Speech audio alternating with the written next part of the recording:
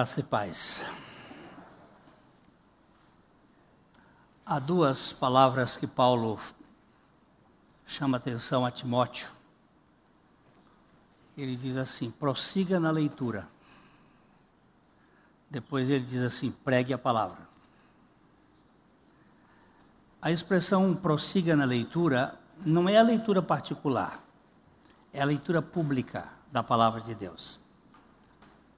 E nós vamos ler, eu vou ver se é possível fazer a leitura em duas versões. Na nossa versão atualizada e na versão a mensagem. Vamos fazer uma visão de João capítulo 8, versos de 1 a 11. Evangelho de João 8, de 1 a 11. Vamos ler primeiro na atualizada. Jesus, entretanto, foi para o Monte das Oliveiras. De madrugada, voltou novamente para o templo, e todo o povo ia ter com ele, e assentando os ensinava. Os escribas e fariseus trouxeram à sua presença uma mulher surpreendida em adultério, e fazendo-a ficar de pé no meio de todos, disseram a Jesus: Mestre, esta mulher foi apanhada em flagrante adultério, e na lei nos mandou Moisés que tais mulheres sejam apedrejadas. Tu, pois, que dizes? Isto diziam eles, tentando-o, para terem do que o acusar. Mas Jesus, inclinando-se, escrevia na terra com o dedo. Como insistissem na pergunta, Jesus se levantou e lhes disse: Aquele que dentre vós estiver sem pecado, seja o primeiro que lhe atire a pedra. E tornando a inclinar-se, continuou a escrever no chão. Mas ouvindo eles esta resposta, e acusados pela própria consciência, foram se retirando um por um, a começar pelos mais velhos até os últimos, ficando só Jesus e a mulher no meio onde estava. Erguendo-se Jesus, e não vendo ninguém mais além da mulher, perguntou-lhe: Mulher, onde estão aqueles teus acusadores? Ninguém te condenou? Respondeu ela: Ninguém, Senhor. Então lhe disse Jesus: Nem eu tampouco te condeno. Vai e não peques mais. Agora vamos olhar isso sobre a versão da mensagem, onde ele faz uma paráfrase. Eugene Peterson, que morreu há poucos dias atrás, ele fez uma análise bem interessante. Ele traduziu a Bíblia de uma maneira mais contemporânea. E ele usa uma linguagem fácil. Não é uma tradução, é uma paráfrase. É algo que é comparativo. Mas eu só quero, para trazer um pouco de luz, nós vamos voltar ao texto, porque eu sou daqueles que gostam do texto dentro do seu leito de tradução. Vamos ler agora então. Jesus retirou-se para o Monte das Oliveiras, mas logo voltou para o templo. O mundaréu de gente estava à sua volta, e ele sentava e começava a ensiná-los. Os mestres religiosos e os fariseus apareceram com uma mulher que fora apanhada em adultério. Eles a puseram à vista de todos e disseram: Mestre, esta mulher é adúltera, foi apanhada em flagrante. Moisés, na lei, ordena apedrejamento de quem comete esse crime. O que o Senhor diz? Eles tentaram apanhá-lo numa armadilha. Queriam induzi-lo a dizer algo incriminador, que pudesse depois usar contra ele. Jesus limitou-se a ficar escrevendo com o dedo na terra, mas eles não desistiram. Por fim, ele se levantou e disse: Quem de vocês não tiver pecado, seja o primeiro a atirar a pedra. Encurvando-se novamente, continuou a escrever na terra. Ouvindo isto, eles começaram a deixar o local, um após o outro, e começou pelos mais velhos. A mulher foi deixada ali. Jesus levantou-se e perguntou: Mulher, onde eles estão? Ninguém condenou você? Ninguém, Senhor, foi a resposta. Nem eu, disse Jesus. Siga seu caminho, mas de agora em diante não volte a pecar. Paizinho, concentra o nosso coração na Tua palavra.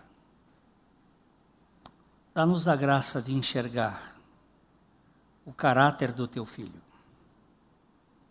e ver o Teu Evangelho, para que em tudo Jesus Cristo seja glorificado. Nós oramos no nome do Senhor. Amém. Esse texto, se você reparar, vamos voltar agora para a versão anterior. Na verdade, esse texto está completando o final do capítulo 37. Perdão, capítulo 7. O final, versículo 53, por favor. Olha, aqui existe um colchete.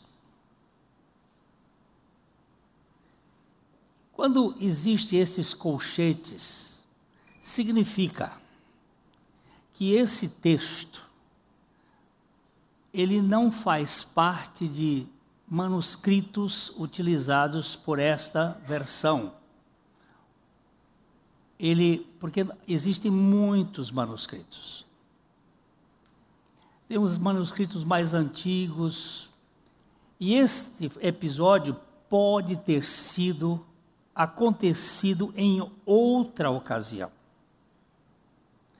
Pode ter acontecido num registro de Lucas e que foi omitido em algumas traduções.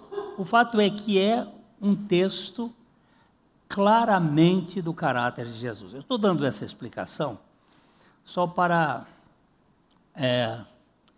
alguns que dizem, mas esse texto não faz parte dos melhores manuscritos. E aí começam as celeumas. Na verdade, esse texto é extremamente representativo do caráter de Jesus. Ele é um complemento, olha aqui. E cada um foi para a sua casa. Jesus, entretanto, foi para o Monte das Oliveiras. Quando esse texto diz assim, volta aqui um pouquinho. Okay. E cada um foi para a sua casa. Jesus, entretanto, foi para o Monte das Oliveiras. Por quê? Porque Jesus não tinha casa em Jerusalém. E ele não tinha casa. Ele diz que as raposas tinham os seus covis, as aves dos céus tinham os seus ninhos, mas o Filho do Homem não tinha onde reclinar a cabeça. O Monte das Oliveiras fica mais ou menos 3 quilômetros do templo. E Jesus estava na festa dos tabernáculos. Lembram-se de domingo passado que nós vemos, quando ele disse, aquele que tem sede, vem. Ele gritou no meio da multidão. Quantas pessoas estariam ali, entre 100 mil a mais? Ele grita, olha, se alguém tem sede, vem a mim e beba. E aí deu um quiprocó, porque as autoridades, os fariseus e os saduceus, tinham mandado os soldados para prendê-lo. Mas quando os soldados voltaram, eles disseram, cadê o homem? Vocês não trouxeram o homem? Ele disse, nunca ninguém falou como ele. Nós não podíamos prender um homem que fala essas coisas. Então eles engendraram colocar uma isca para pegar Jesus. Eles puseram aí alguma coisa. O Monte das Oliveiras foi o lugar, entre outros, onde eles estiveram celebrando durante 8 dias a festa dos tabernáculos, que era uma festa normalmente utilizada com ramos, folhas de palmeira, que eles cobriam e dormiam ali e festejavam. Eles ficavam durante 7 dias, e no 8º dia era o último dia da festa, o grande dia da festa, foi quando Jesus falou aquelas coisas. E possivelmente, naquela intimidade, naquele festejo, uma mulher foi apanhada numa daquelas tendas, transando. E eles aproveitaram aquela cena para pegar Jesus. Já que os soldados não pegaram, nós vamos botar Jesus numa sinuca de bico. E vamos pegá-lo para ver como é que vamos funcionar. É sempre assim. Os adversários do Cordeiro, os inimigos do Messias, Salmo 2, falam que eles têm uma conspiração contra o ungido de Deus. Essa conspiração eles usam de todos os meios possíveis para denegrir a figura de Jesus Cristo e o Evangelho. Por trás, eu vou até pegar esse salmo, por favor, vamos voltar no Salmo 2, só para a gente entender um pouquinho o contexto do mundo a partir das nações que se voltam contra o Senhor, desde os assírios, a Babilônia, a Medopérsia, a Grécia, os romanos, e todos os tempos nós temos uma conspiração contra o Messias, contra o ungido de Deus. Vamos lá aqui. Por que se enfurecem os gentios e os povos imaginam coisas vãs? Os reis da terra se levantam e os príncipes conspiram contra o Senhor e contra o seu ungido, dizendo: rompamos os seus laços e sacudamos de nós as suas algemas.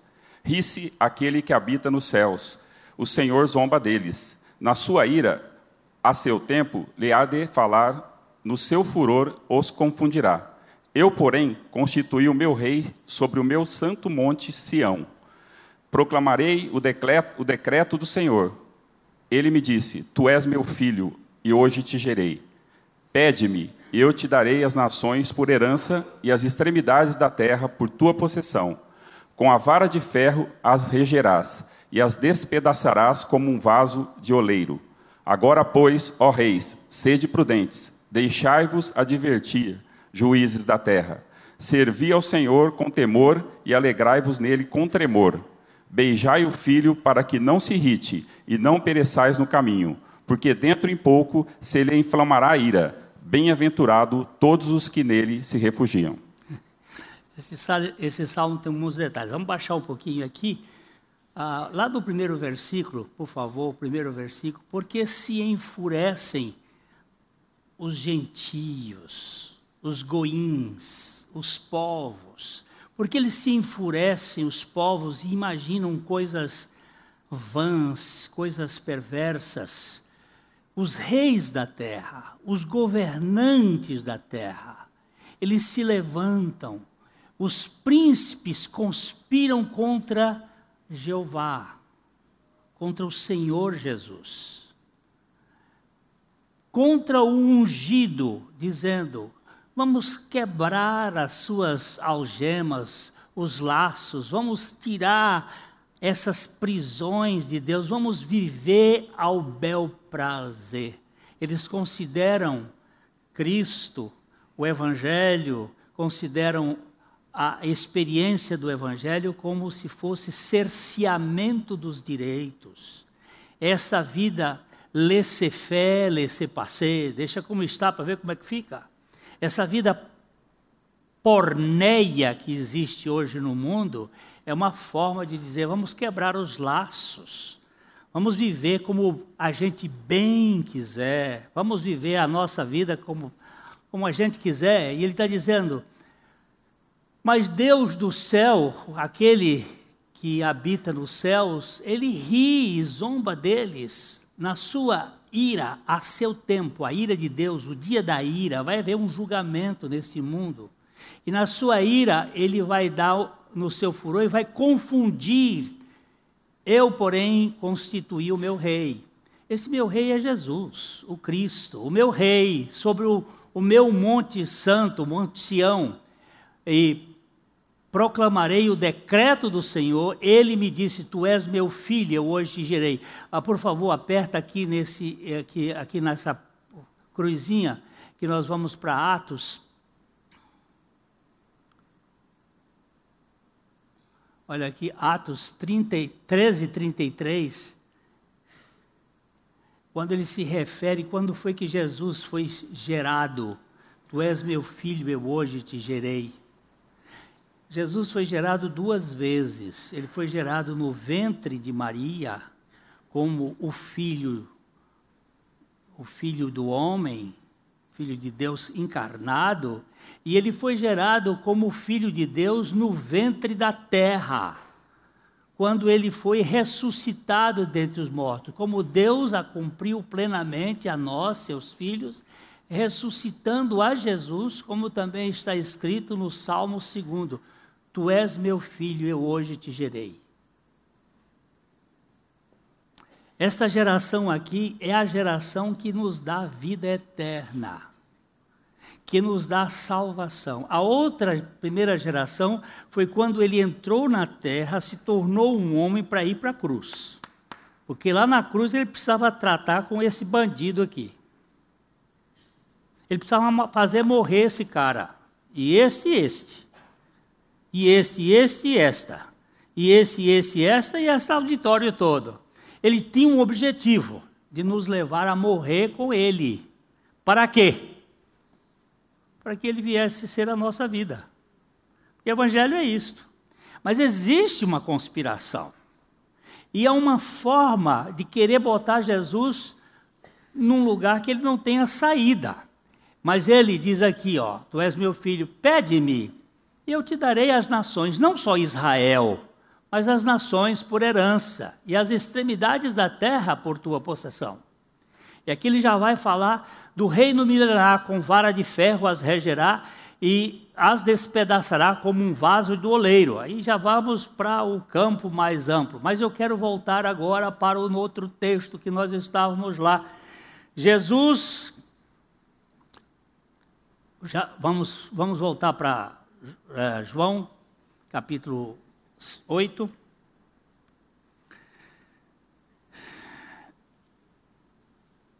Eles estavam querendo pegar Jesus em alguma coisa, como hoje estão querendo pegar Jesus em muitas coisas, colocando pontos que a Bíblia não nos avaliza, para que nós fiquemos enrolados com o legalismo ou com a permissividade. E nós precisamos ganhar a dimensão da centralidade em Cristo. Jesus foi para o Monte das Oliveiras porque ele não tinha lugar onde habitar em Jerusalém, nem hotel, porque ele não tinha dinheiro para pagar o hotel. Ele foi para uma barraca, mas de madrugada ele voltou para o templo. Ele voltou para o templo e todo o povo ia ter com ele e, assentando, os ensinava. Nosso método de pregar é ficar em pé. Nós andamos, ficamos aqui, mas o de Jesus sempre era sentado. Quando Jesus ia ensinar, ele sentava. Porque toda a obra de Jesus, só houve um momento em que ele teve que ficar em pé e pregado na cruz. Porque o resto é assentado, fazendo a obra de Deus no descanso da graça de Deus. Aliás, o escritor aos Hebreus, no capítulo 8, verso 1 e 2, ele sintetiza o Evangelho com essas palavras. Hebreus 8, 1 e 2. Vamos dar uma lidinha. Como é que é a obra do Evangelho? Ora, o essencial das coisas que temos dito é que possuímos tal sumo sacerdote que se assentou à destra do trono da majestade nos céus, como ministro do santuário e do verdadeiro tabernáculo que o Senhor erigiu, não o homem. Pois todo sumo sacerdote... Peraí. O que é essencial? O que é o essencial? Ele escreveu 7 capítulos para trás. Ele está dizendo, o essencial das coisas que temos dito é que possuímos um sumo sacerdote assentado. Por que assentado? Por que ele está sentado? Diga. Acabou. Acabou. Não existe mais o que fazer. Vamos dar uma olhadinha aqui, Hebreus capítulo 10, 12. Hebreus 10, 12. Jesus, porém, tendo oferecido para sempre um único sacrifício pelos pecados, assentou-se à destra de Deus.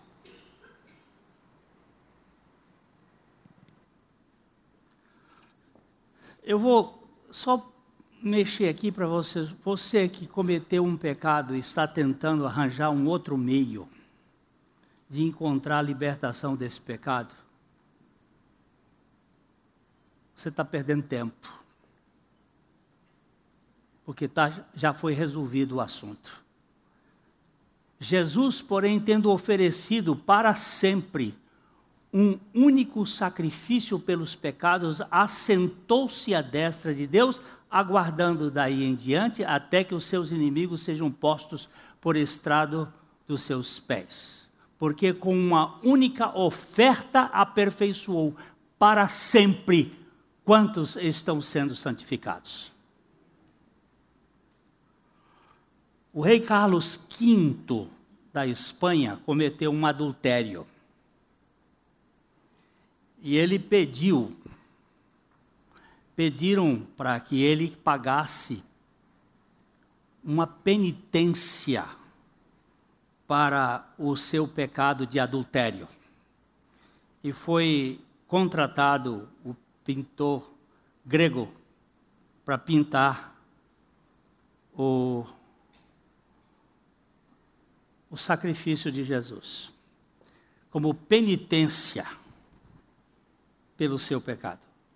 Acho que foi Velázquez, que é uma crucificação que diz que foi o pecado mais bem pago feito por um artista.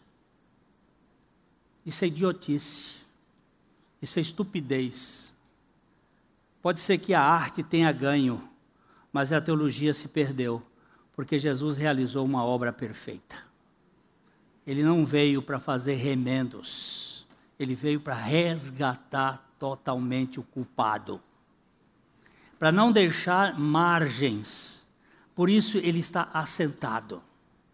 Ele se assenta para ensinar e ele se assenta por causa do resultado total do seu trabalho.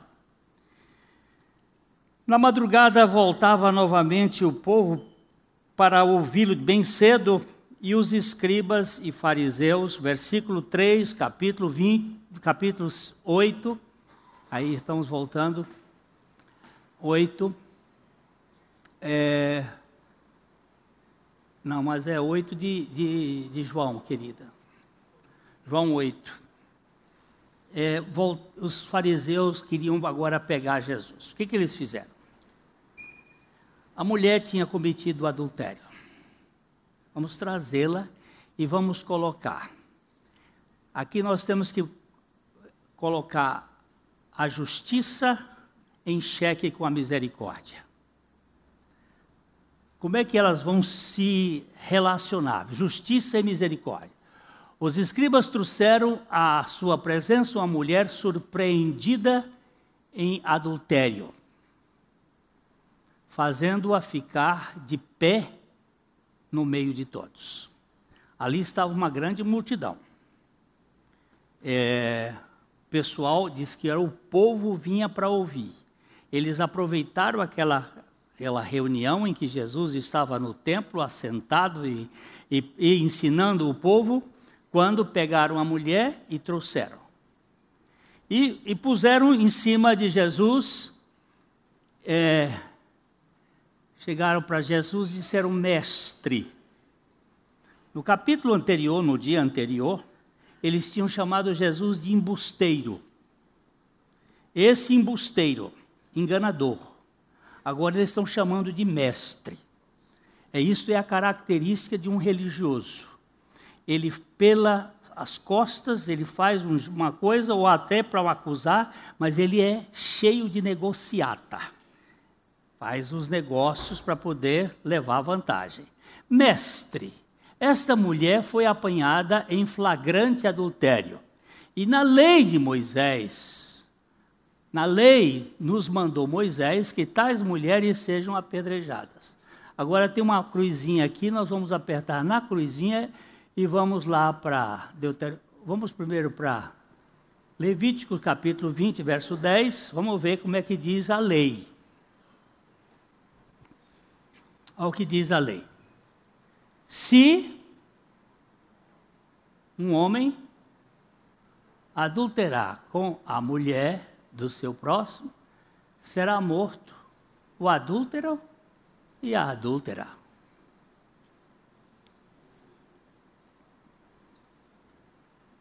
Isso dizia a lei. Por que trouxeram só a mulher? O que a lei dizia? Se um homem adulterar com a mulher do seu próximo, será morto o adúltero e a adúltera. Vamos voltar agora um pouquinho, vamos para Deuteronômio, no mesmo texto, Deuteronômio 20, 22. 22, 22.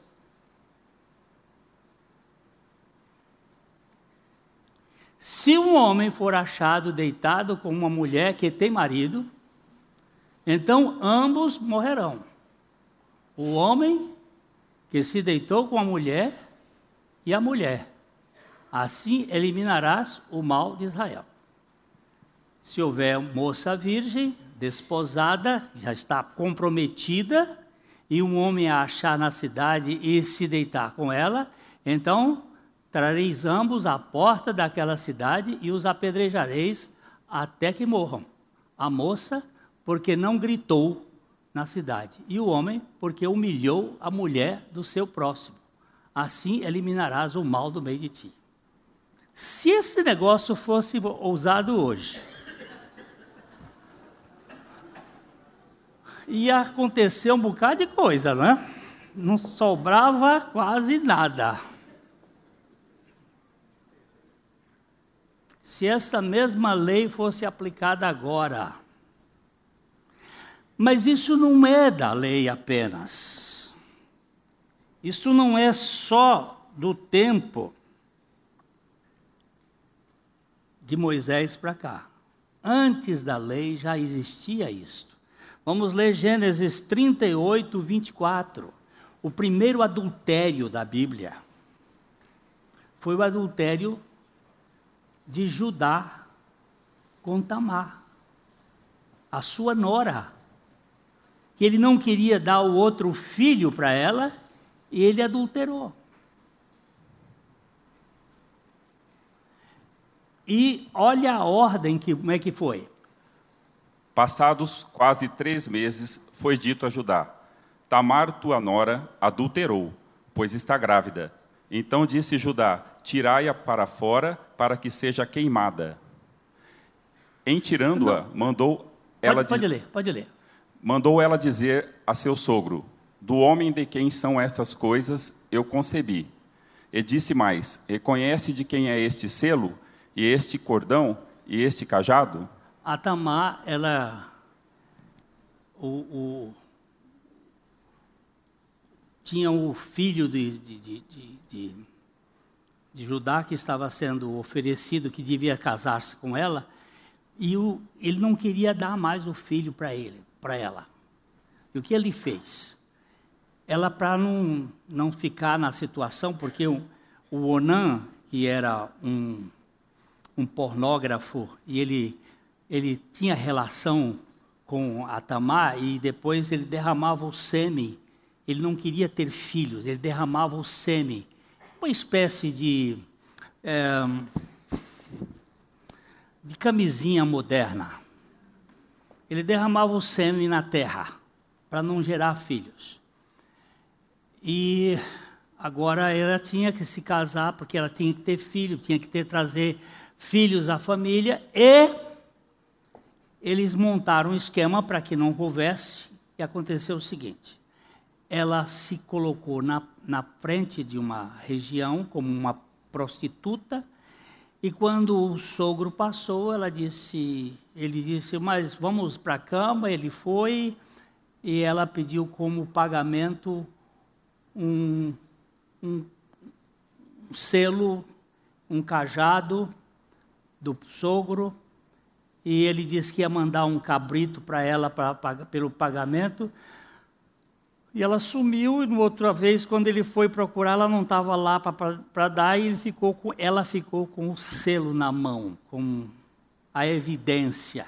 Ela engravidou, e quando ela engravidou, a questão ficou assim: é uma prostituta, vamos matar. Ela adulterou com o sogro, agora vamos matá-la. Isso não tinha lei ainda. Mas ela disse, de quem for esse selo, eu estou grávida. Aí ele disse, minha filha, você é mais pura do que eu. Eu vou só dizer assim, na genealogia de Jesus, tem 3 prostitutas e uma adúltera. 2 prostitutas, uma adúltera e uma mulher não era bem recebida.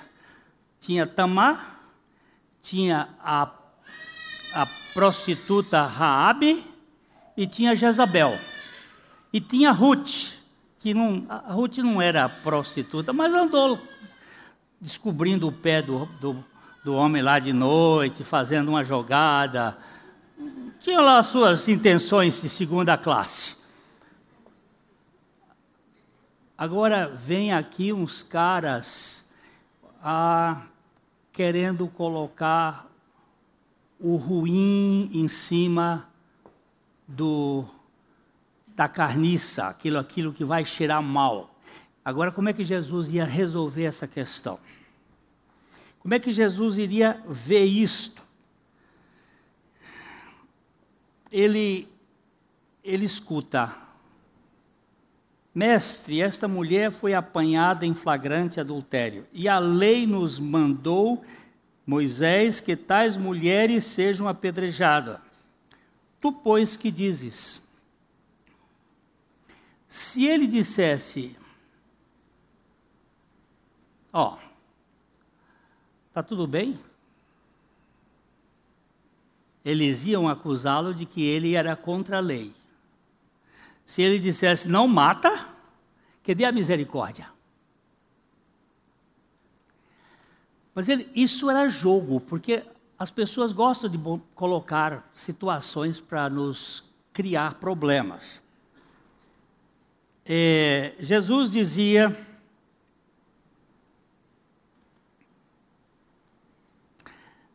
e isso diziam eles tentando para terem de que acusar. Mas Jesus, inclinando-se, escreveu na terra com o dedo. O tratado de Jesus. O que Jesus escreveu na terra com o dedo? Nós sempre sabemos que Deus escreveu 3 vezes na história com o dedo. Ele escreveu os 10 mandamentos na pedra, com o dedo. Ele escreveu na parede, lá no palácio de Belsazar. E ele agora escreve na areia, Mas o que foi que ele escreveu na areia? A Bíblia diz. Eu fiquei muito admirado que eu achei na Bíblia. Jeremias capítulo 13, capítulo 17, versículo 13. Agora nós vamos ver se essa interpretação aqui subsiste. Ó Senhor, esperança de Israel, todos aqueles que te deixam serão envergonhados. O nome dos que se apartam de mim será escrito no chão, porque abandonam o Senhor, a fonte das águas vivas.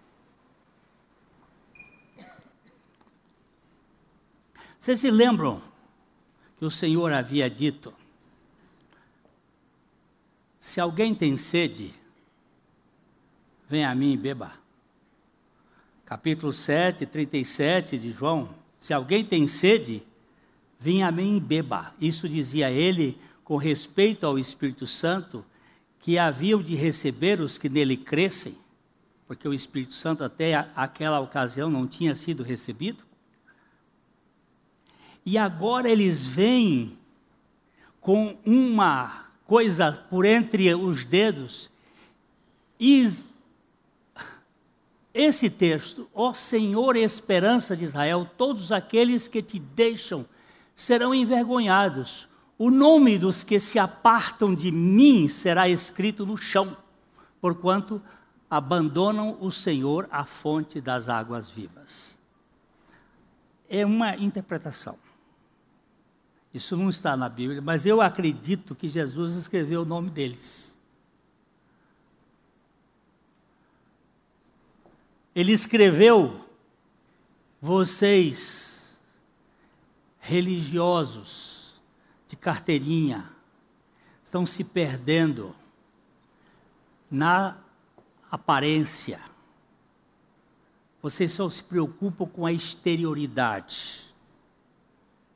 Vocês são muito escrupulosos com o que é externo, mas inescrupulosos com o que é interno. E aí vem o julgamento de Jesus, o tratado de Jesus. Ele escreveu em 2 etapas.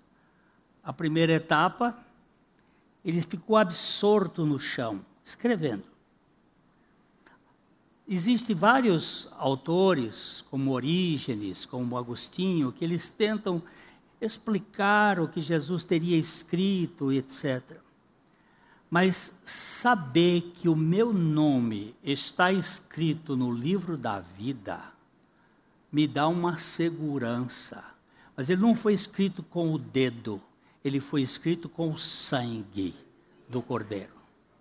Me dá uma segurança de que eu sou agora, para sempre, um filho e pertenço à família de Jesus. E que, portanto, tenho uma natureza propensa à obediência e não à desobediência. Mas aqueles que rejeitam o Senhor, Ele escreve o nome na terra, onde vai se perder, não vai ficar nada.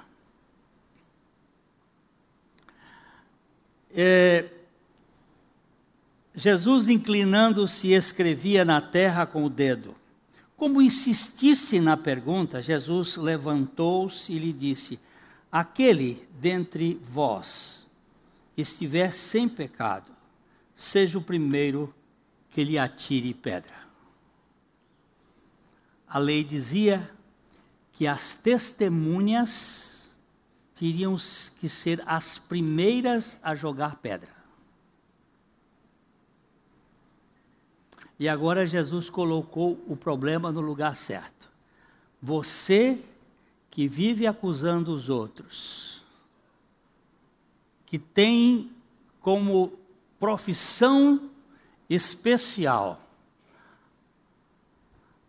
levar a público as falências das pessoas, seja o primeiro, se tiver sem pecado, a sentar nesse juízo para julgar as pessoas.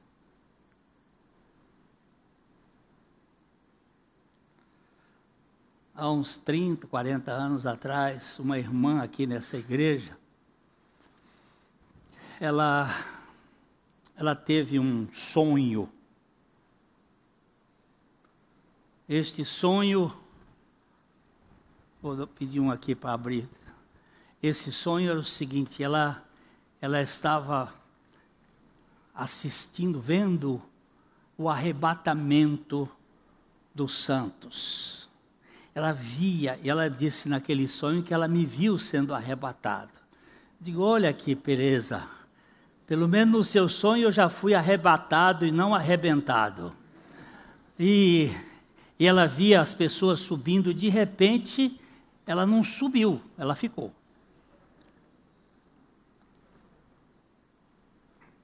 E ela gritou, a nuvem, as pessoas subiam e entravam dentro de uma nuvem, e ela gritou e disse, Senhor, e eu? E ela ouviu a voz que veio de cima, disse, você não, porque você sentou na cadeira do único juiz do universo, para julgar os seus irmãos. E ela acordou em desespero. Ela disse, pastor, foi um sonho revelador. Porque eu tenho o hábito, ela dizia, tinha o hábito de julgar as pessoas. E normalmente nós julgamos as pessoas pela aparência. Nós não julgamos pelo reto juízo. Nós conhecemos parte da coisa por fora. Quando Davi foi à casa de Jessé para escolher o substituto de Saul, porque Saul foi Samuel foi na casa de Jessé para escolher o substituto de Saul. Saul havia se perdido, sabe por quê?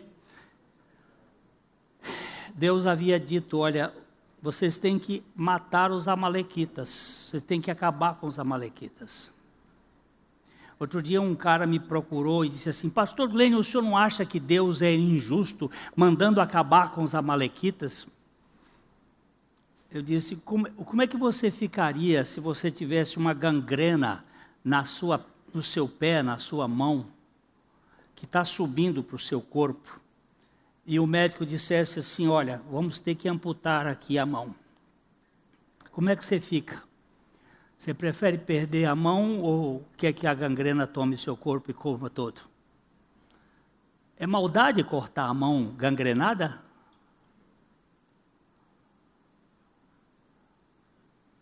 Eu sei que tem uns defensores de uns direitos humanos por aí, que aceitam qualquer coisa,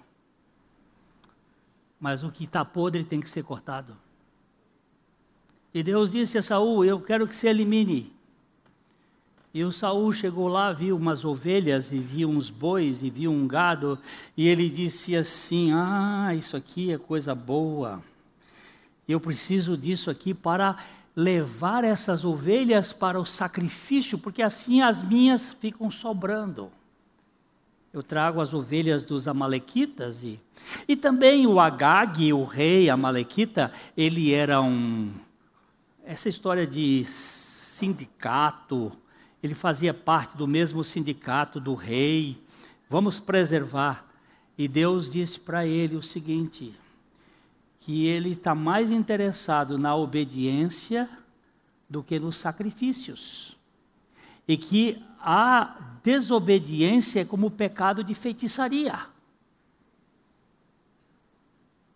E Deus rejeitou Saul e foi lá buscar Davi.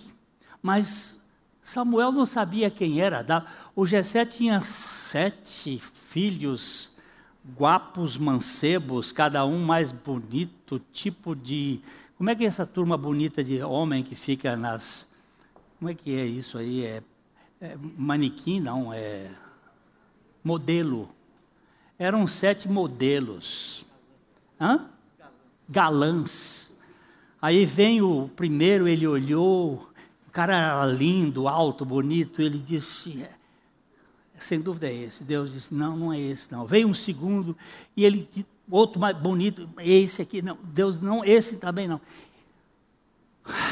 Aí quando veio o terceiro, Deus disse para ele, rapaz, não olhe a aparência, porque Deus não vê como o homem vê. O homem vê o exterior, mas Deus vê o coração. E passaram-se os 7 e nada. Onde é que está o rei? O rei era misantropo. Se vocês quiserem saber isso, vamos para o dicionário. Era um cara introvertido, lá para dentro, fugitivo. Ele não se dava bem com gente, ficava com bicho, era um sujeito sardentinho. Deus disse, é esse que é meu, esse aqui eu escolhi, é meu. Porque Deus sabe, Deus sabe. Ainda que Davi tenha pisado na bola, Deus sabe todas as coisas, sabe como restaurar uma pessoa e mudá-la totalmente. Porque o Evangelho é isto. Aquela mulher estava sendo exposta à vergonha por uma religião nojenta. Quando eu vejo às vezes numa igreja que é uma moça que enche a barriga com espermatozoide, ela é exposta, mas o linguarudo filho do capeta, esse passa como se fosse o príncipe de Mombasa. Ninguém toca nele, ele é o intocável. Um fuxiqueiro, filho do diabo, mentiroso. Por que a moça que a barriga não esconde é exprobada, enquanto que o outro fuxiqueiro é cuidado a 7 chaves? Eu não estou defendendo pecado nenhum, não. Pecado é pecado. Mas o que Jesus precisava colocar era a misericórdia e a justiça juntos. E como Ele é o único que pode tirar o pecado. Quando Ele estava dizendo ali, mulher, onde estão os teus acusadores? Porque é interessante que eles foram saindo, e a Bíblia é até muito... aqui ele diz assim, erguendo Jesus e não vendo ninguém mais, além da mulher, perguntou, onde estão aqueles teus acusadores? Ninguém te condenou? Um pouquinho mais para aqui, olha, ouvindo eles esta resposta, porque a resposta de Jesus foi essa, aquele que estiver sem pecado, atire a primeira pedra. Aquele que estiver sem pecado, seja o primeiro a jogar pedra. Você está sem pecado, então mete o cacete no outro. Agora, se você tiver pecado, precisa ser tratado. Então, foi saindo, diz aí, que a consciência deles, ainda bem que eles já tinham consciência.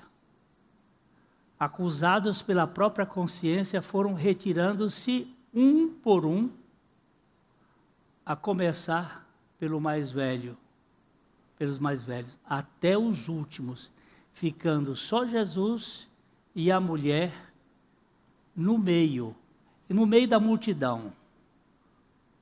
Assim, uma mania desgraçada que a gente tem de contar os problemas dos outros e botar na frente de todo mundo. Aquele que cobre o pecado, não é quem acoberta o pecado, mas que cobre o pecado. Que diz assim, esse pecado é meu, eu carrego ele. É o único que sem pecado, Jesus, que levou o seu e o meu pecado, para que nós fôssemos isentados de qualquer culpa e de qualquer acusação. Ele agora, erguendo os olhos, não vendo mais ninguém, perguntou, mulher, onde estão aqueles teus acusadores? Ninguém te condenou? Nem eu tampouco. Vai e não peques mais.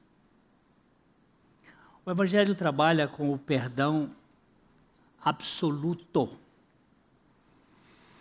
Na época da Segunda Guerra Mundial, na Polônia, houve um camarada chamado Stipulkowski.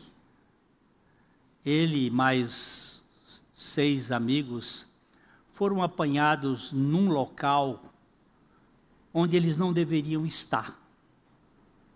E eles foram acusados de um crime que eles não cometeram. Então vieram os algozes e os prenderam e prepararam um sistema de lavagem cerebral para que eles, no dia do julgamento, capturados, pudessem confessar o crime. Durante 69 dias, todas as noites, eles foram levados à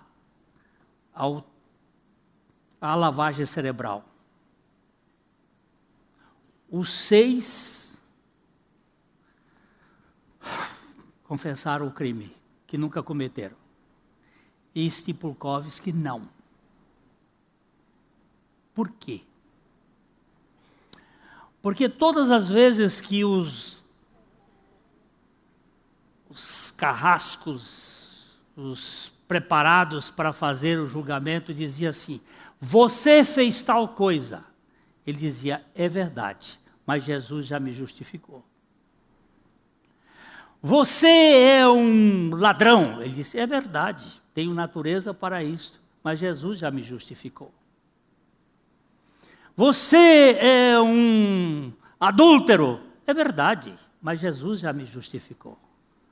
Você é um tarado. É verdade, mas Jesus já me justificou.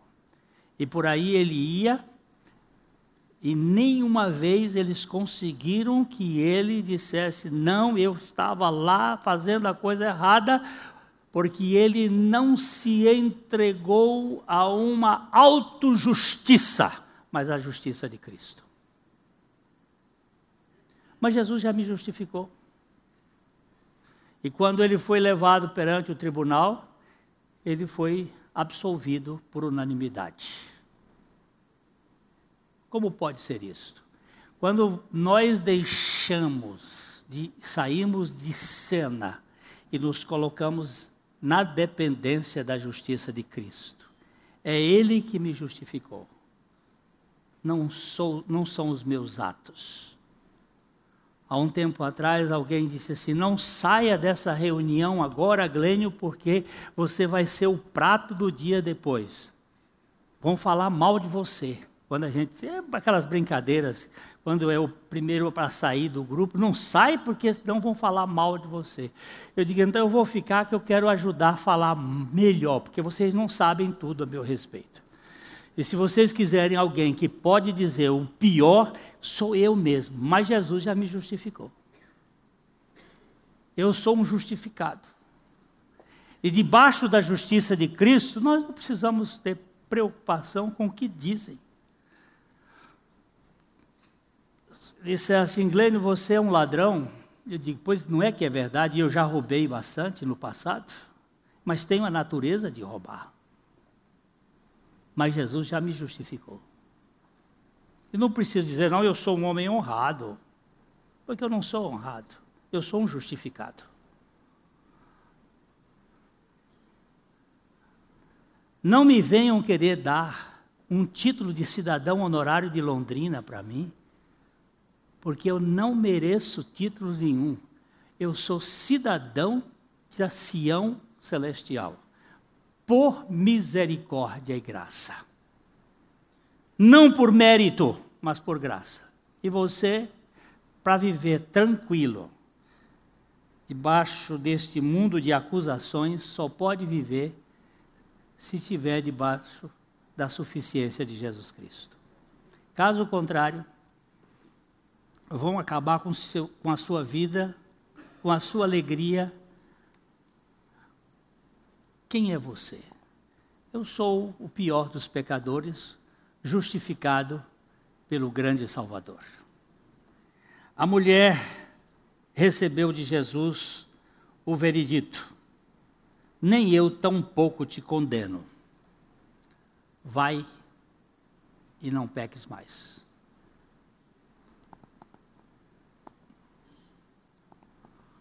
Eu tenho um Salvador que é poderoso, que é capaz de nos libertar das nossas histórias e nos fazer dependentes da sua graça. Este episódio é um episódio bastante significativo.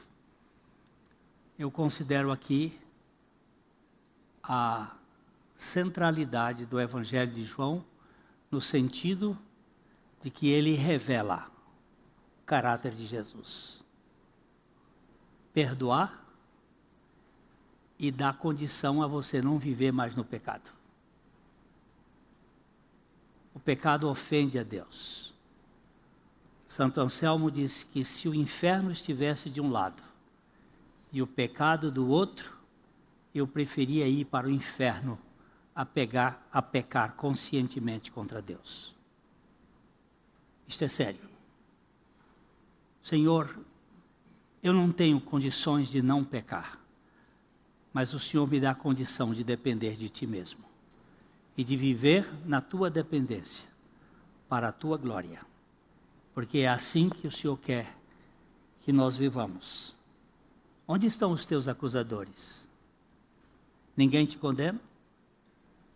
Nem eu tampouco. A partir daí, eles sumiram. Essa é a primeira vez no Evangelho de João. Nos outros evangelhos eles aparecem várias vezes. No Evangelho de Mateus, os escribas e fariseus aparecem 12 vezes atazanando. Na verdade, a palavra é atenazando Jesus, não é atazanando, não. É pegando com atenaz e botando a brasa quente na vida de Jesus. 12 vezes no Evangelho de Mateus. 3 vezes no Evangelho de Lucas. E 5 no Evangelho de Marcos. E 5 vezes no Evangelho de Lucas. Mas em João só uma vez. Essa corja do Satanás, chamado escriba e fariseu. Religioso. Que vive para pressionar as pessoas com legalismo e que não apresenta uma gota de graça para libertar alguém do seu peso. Mas graças a Deus que Jesus é o Deus da misericórdia. Ele junta a justiça e morre a morte do pecador e coloca a misericórdia naquele que foi justificado. Isto é Evangelho. Isso faz diferença. Contar mais uma vez e termino aqui. Aquela moça, aquela senhora, jovem senhora, gritando aqui no meu gabinete, chorando, gritando, e ela dizia: eles gritam no meu ouvido, assassina, assassina. Eles quem, minha querida? Eles gritam no meu ouvido, assassina, assassina. Mas quem grita? Eles quem? Eles quem? Eles, as 5 crianças que eu abortei.